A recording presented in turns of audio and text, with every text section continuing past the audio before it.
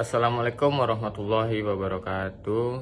Hello everyone, welcome to our group 1. Hello, my name is Muhammad Goza Zikra. I want to introduce my group name. First is IC Safitri and the second is Aulia Fauzi.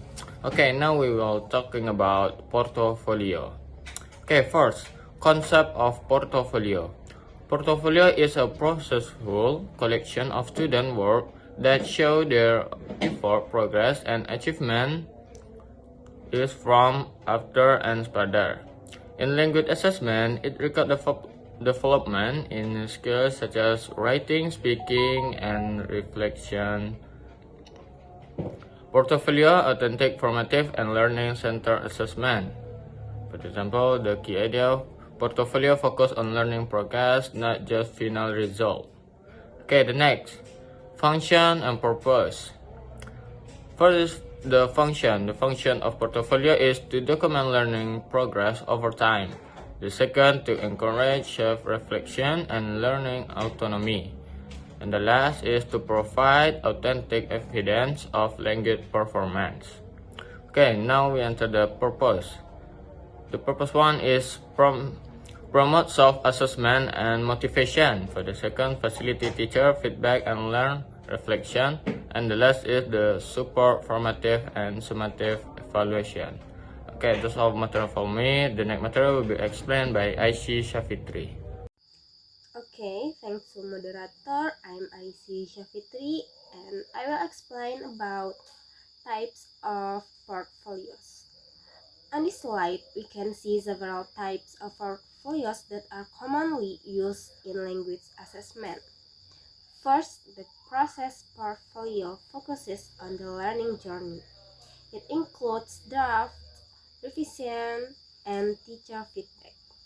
This type shows how students develop their skills step by step. And next, the product portfolio contains the final and best pieces of work. It highlights the student's achievement or final performance rather than the process. And then the combined portfolio integrates both. It shows the learning process and the final product together. This gives a more complete picture of the student progress and outcomes.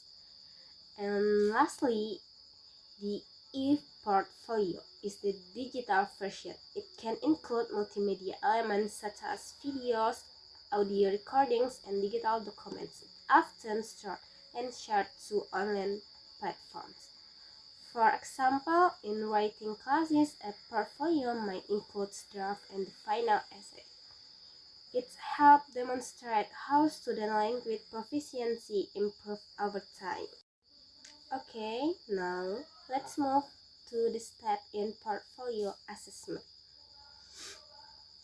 The first step is planning. Teachers and students decide the learning goals, assessment criteria, and rubrics that will be used. The second step is collection.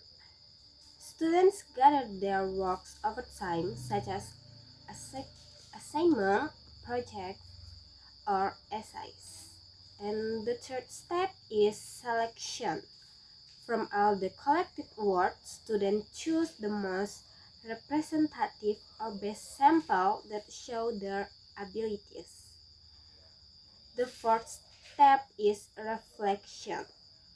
Students write a self-assessment or reflection about their learning experience, progress, and challenges. And the next, we have evaluation. Teacher assess the portfolios using rubrics to ensure fairness and consistency. And finally, feedback.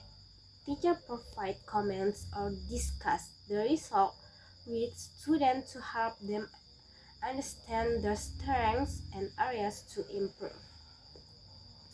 The key point here is that reflection and feedback make portfolio assessment meaningful because they encourage students to take responsibility for their learning.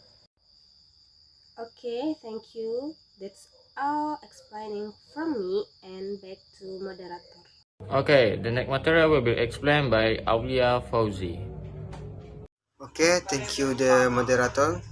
The next material will be explained by me.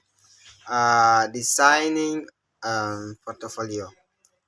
A good portfolio should include the first one, covers and table of contents. Number two, learning artifacts, text, project, and test. Number three, self-reflection page. Number four, rubric and feedback section. Number five, the last, summary of learning outcomes. Tips: use of portfolio tools, Google Drive, Paddle, and Canvas. Include videos, audios, or written text for language skill. The conclusion: portfolio assessment is authentic and learner-centered approach that focus on student progress rather than final results.